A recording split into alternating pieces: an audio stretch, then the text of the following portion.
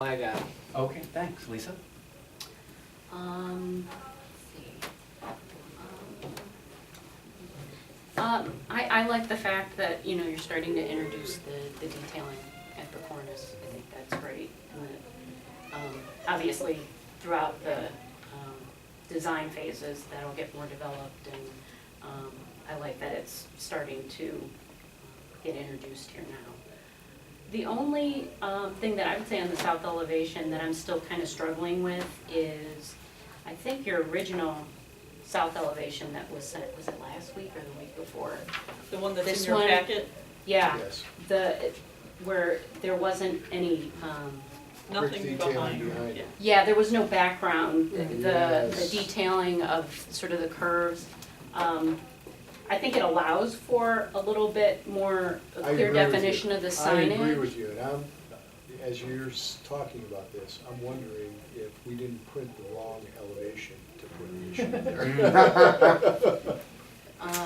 So that was the only thing, is I Yes. think this is still a little busy on this, Yes, this yes. new elevate, the Yes. new packet you gave us. I agree with you, I think that would actually, that's that would the solve one I the think issue I that we were recall. just talking Yeah. about, actually. The Yep, one that's in our Yes, packet. the one, this is the one that we actually showed at the village Yep.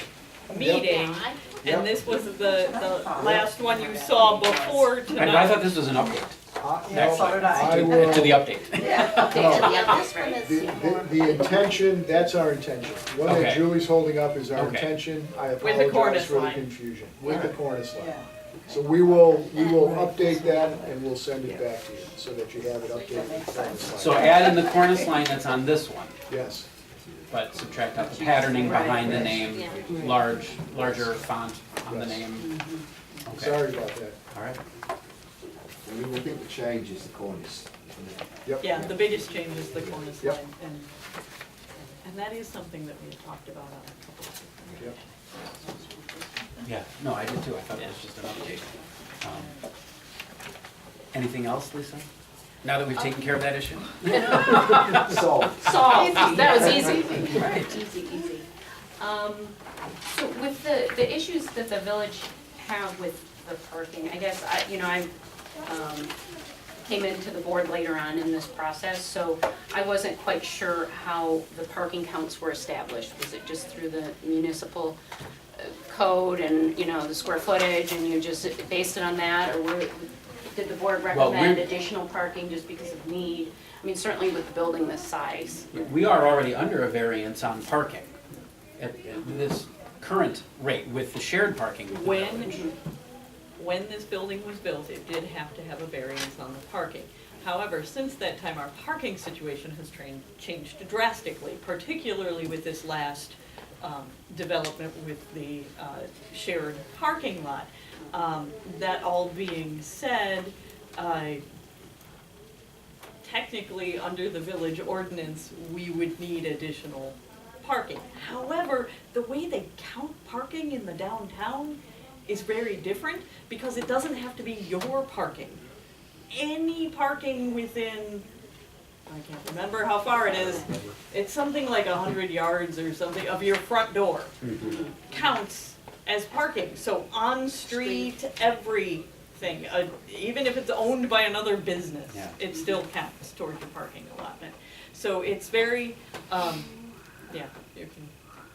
But I think, Lisa, it's largely being driven by perception.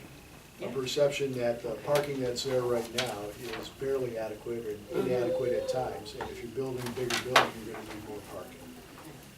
Did they mention anything about, well, if they want to keep sort of the vision for division and not purchase, you know, not changing that area to Provide provide the additional parking? parking someplace else or something? Yeah, was there any discussion about that, Not or is really. it I just? think Michael Garrigan kind of introduced this discussion by saying, by referencing studies that have been done, which he thinks show that the perception doesn't really match up with reality. Now, I'm not sure what studies he's referring to, or you know, how old they are, but you know, the perception is out there. We've heard it at the public meetings that we've been to, you know, perception of the need for parking. So I think, you know, at the end of the day, this is clearly a community value issue, you know, between the value of the homes as, potential adaptive reuse for businesses or, compared to the additional parking. The other thing that we did explain to them and illustrate to them is that we did look at the possibility of parking below grade. And we told them what the cost for that was, and they understood immediately that makes no sense at all. Yeah. And that, if you're going to try to increase parking, doing so through additional land acquisition is a much more reasonable way to do it as opposed to building it. So I think they're certainly sensitive to the issue and our understanding of it. I think the purpose of this meeting was to try to make sure that we weren't doing anything that would cause us trouble down the road when we go through the process. And so I think, I don't know, where this issue, I couldn't predict where it's gonna end up. Now, those houses, if we're not allowed to use them, does the village buy them and then they turn them into historic? That wasn't discussed. No. I think there might be hope that similar to, we were just at Sovereign Restaurant before we came over here, which looks to me like an old house that's been You would be correct in that. adapted and used, right? And so I think when they think about those houses along Route 59, I think they're thinking about something like that. So the invisible hand reaching out and just converting into a business with no government influence is what they're hoping? Ideally. I could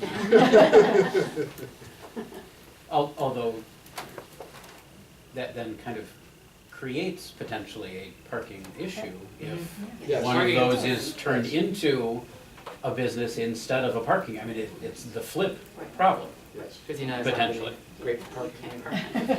Right. Well, and there also may be some happy medium here with the village Mhm. and the way this could It is happen. super preliminary. Yeah, Right. and I think that rather segues us nicely into I the think- cost thing, because as long as we have the cost of acquiring all the properties and using them all for parking Factored in. factored in, then that is a possibility. If the village does not like that idea and would like us to scale the parking back, Goes right in back into the building. it can And go right back additional- into the building, Yeah. additional services, additional, maybe a little more space, maybe an even nicer little courtyard area up Maybe a budget front, for our artwork? green- A budget for yeah, artwork instead of no budget for artwork? a budget for artwork. We'll I- come up with artwork. I do have one more comment to raise, and this isn't about anything that's new on what you've presented, but it's in light of the commentary about the West End and the fact that we had, a couple meetings ago, removed the idea of the exterior lockers from that southwest corner. And we have that wall projection now that's along there. And I wonder if we might start early re-envisioning how that helps this issue of the western facade to the neighborhood Yeah, we've already. and ties in with that courtyard area as well. I don't have the floor plans here tonight, but we've already started taking a look at that. Okay. But just to give you a general idea, our idea is that projection on the first floor is still a good idea as far as the scale and the way that it relates to the houses across the street. As far as adding windows, the fact is, the entire third floor on the west facade is mechanical. Space, so we're not gonna get anything up there. Ooh, look at our HVAC units. Yeah, so our thought is to just put the windows at the first floor. And I think based on the comments that they made, that's where it's gonna address their issue most directly. Because they want, as people walked by on the street, they wanted to feel like they're not walking by this kind of dark blank wall, that there's some kind of life and activity there. So I think we have looked at the floor plan. We do think that there's a spot kind of off the side from the meeting room where we can introduce those windows. And it could actually be a nice feature for the interior of that meeting room during the day when, some of those doors are open there as well, so. I'm even wondering if it might be, open windows through a thinner wall onto the courtyard, so that you're seeing, through just an architectural wall rather than a structural wall that then protects a little bit if that does become, a children's area, something like that, So you're talking from about traffic. extending like a site wall or something that Well, would, that would provide some enclosure around at the corner? Right, and you could have just open spaces rather than windows that Yeah. would be the same shape and Yeah. would help carry It's that possible. I design think- element through. So, Yeah, I think they're still gonna want windows in the building. I think, Yeah. they're pretty clear on that. But I think the idea of whether we end up with site walls, Mhm. to help define that courtyard space out, we are looking at that as an option I here have as a well. question about the windows, and is that something that's coming from the people of the village, or is it coming from the neighbors? People at the village. Yes, and it was shared. It wasn't just one of them. They both had that same comment. And that's what we said. We said, And- we were trying to consider this from the point of view of the people across the street. That's right. We just considered it differently. So that's what I mean. It's a matter of perspective. And their comment back was that these folks already are living in a house across the street from a parking lot that is lighted all night. Yeah. And that they would prefer to see the life of the building on Illinois Street as well as from the south facade.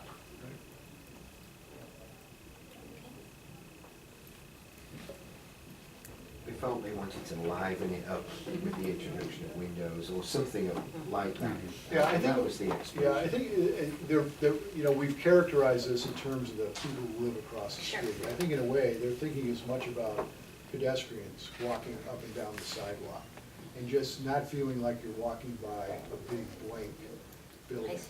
that you're walking by something that has some life in it, so, So like a busy residential versus a quiet, sleepy residential street. I guess. That's kind of how I'm saying it. Well, and the other comment was our block on Illinois is not all residential, it's half commercial.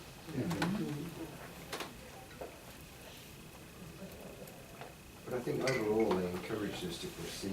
Yes. They didn't say, no, you can't go to referendum with all that parking and everything. They encouraged us to proceed. Yeah. I think that was the most, didn't seem as though it was a problem that couldn't be resolved. right.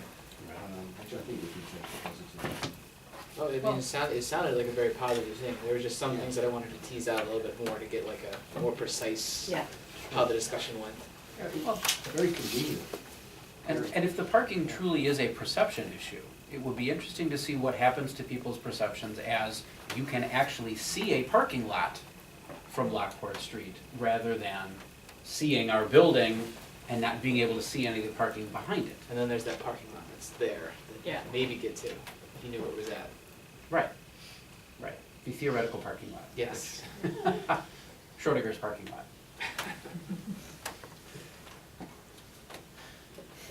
All right, Graham, Okay. your portion. My portion, okay. Not as interesting as Don's. I don't think that's true. Interesting in its own way, I'm sure. Super important. Super important. Calculators out. We got information from Don, we got the drawings, we got an outline specification. The building is 71,515 gross square feet. So that is what we're working to as a program now. So all the costs are based on that square footage. When you tot it all up and put everything together, we're at about 39.5 million, thereabouts. That cost consists of a number of things. Julie's got a book, and if you ever want to see any detail of any of these, you'll find it in that book if you This is would the like to see detail. it. Everything that sits behind every single one of those numbers is in here. And it's got a lot of fun costs. So, but let's start the land Many cost. This is based on the maximum parking that we were looking at, and the acquisition of all the additional 4 properties, so a total of 5 is what we have. And we put in the closing costs and the latest counter offers that we've had and a couple of estimates for the remaining 2 properties And we put that in at about 1.269 million. Bond cost, we got information from John Piemonte some time ago, advising us of what we should include for bond cost, the issuance and taking out those bonds. Then we've got professional services. Now, in the professional services, we have some pre-referendum costs, which are costs that we're incurring now, getting ready to go to referendum. And I think Carl has some reservation about whether we should include those or not. So we can talk about that as we go forward. And then we've got the architectural cost, the model cost, owner's representative cost, site survey, soil tests that we'll need to do to find out the composition of the soil so that we can design the foundations. At the moment, we've made some assumptions. We don't have any basis from a detail of soils that we've tested, so we'll have that to do. Material testing, that's for testing of the concrete and things of that nature during the course of construction. Environmental consultant, I don't believe we'll have a lot of environmental issues, but we may have some, so we've got a nominal amount in there. A title company where most of the funds, once the referendum's held, will be put in there, and as we expend it, it will be released from the title company as we get waivers, etc. Primarily the building cost would be in there. Traffic consultant to review any traffic problems that we have, again a fairly small amount. We've got builder's risk insurance in there, which is something that the owner takes out during the course of the building. General liability insurance and things of that nature are taken out by the general contractor. This is to protect you. We've got, within the building, we've got no permit cost. And that typically is something that, as a library builds in a local community, the city will usually waive. I think in every case that I've done a library that has been waived, but we haven't had confirmation of that yet.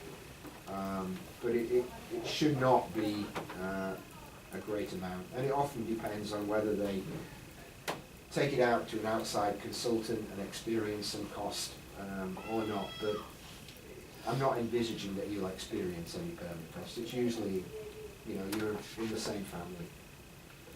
Construction costs will come back to. Environmental remediation, just a small amount in there in case we have any little item, not envisaging anything in any major nature. Utility hookup, gas, electricity, things like that, you get a hookup fee from them. Then we go on to furniture, fittings and equipment. Furniture, primarily, that is based largely on your shelving. That is a significant cost that's in there, but you've got other little bits of furniture too. So what we've done is we took the latest library that we've been looking at, decal, took the actual cost that we've experienced there for furniture with all the shelving and everything else, divided that by the square footage. That was approximately $19 a square foot. We've multiplied your square footage by that 19 and added a small amount for escalation. So no shelving design is done at this point in time, no furniture layouts done, but you've got money in there to do something that's reasonable. So, and you should be able to accomplish that. Not included in the furniture are things like reference desks, circulation desks. You'll have miscellaneous furniture here and there. Specialty interiors, again, some maybe boards or something of that nature. A book drop that would probably be on the exterior of the building or something of that nature. We don't know what it is yet, but we put something in for that. Signage, which is over and above the construction package, i.e. when you've got story time room on a door or something like that. That is all part of signage that is not within the construction cost. Self-checkout desks, we don't have a lot in for that. We're not envisaging too many, but we put something in. Kitchen equipment, within the kitchenette or whatever you have here, there will be some fridge, microwave, something of that nature. Book security, we put something in for that. Whether you choose to do that or not is entirely at your discretion, whether you put tags on there or not. Just real quick, Is that though related to the automated sorting, No, or that's separate from that's that? on the separate. equipment. That's Okay. Go to separate. that next That slide. is, Okay, okay. as you've got a book, you can put a tag in there so that when you go through the security gates, if it isn't checked out, beep, beep, beep, beep, Right. that sort of Okay. thing. Yeah, and the security gates can run concurrent with the RFID system so that you can use those same tags Mhm. to set off an alarm, etc. Or you can choose not to utilize that functionality of the system.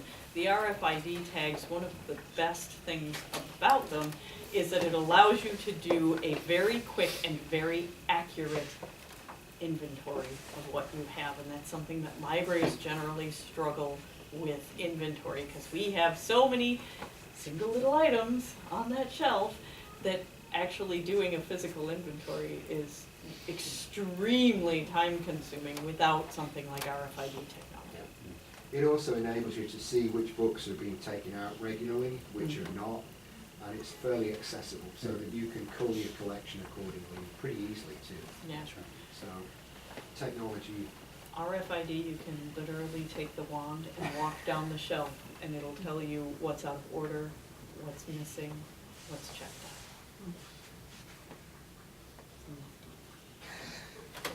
is that something you would like? Can you tell? Graham, you're not gonna value engineer this out. right? It's salivating. You know how hard it is.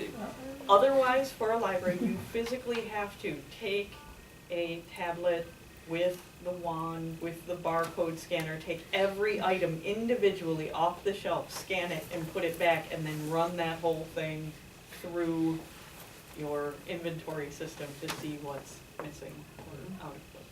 I did something like that at Barnes and Noble. We did our inventory where you go through and you just manually, everything with the stick.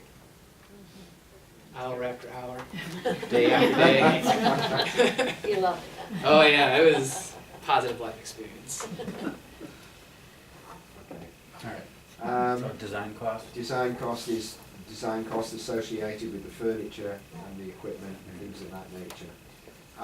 Library move, you will be moving from here over to the new building, and we've just done one library move, and it was keeping it within the same building, and that came to 60,000. Yours is moving a little further, so I looked it to 80, but it gives you a good idea. Equipment, we've got 1.52 million, and that primarily is built up of, this is servers. Typically you have one server, maybe about 50,000. Network switches, probably one per floor. We've just bought some of those and they turned out to be more than I would have thought, about 160,000. We put something in for printers, 3D printers. Whether you do them or you don't, I don't know, but I put 35,000 in. Computers, typically when you have a new library, you buy new computers and you restock, so typically that would be about 125,000.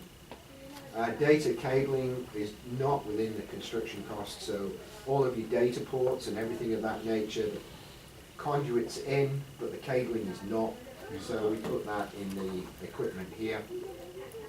Phone system, you'll want a new phone system. Sorry. You think? Yes. Please. This is not an over elaborate system, but it is a new system. And there are various ways you can buy it. As you get further down the path, you'll be able to see a lot of this.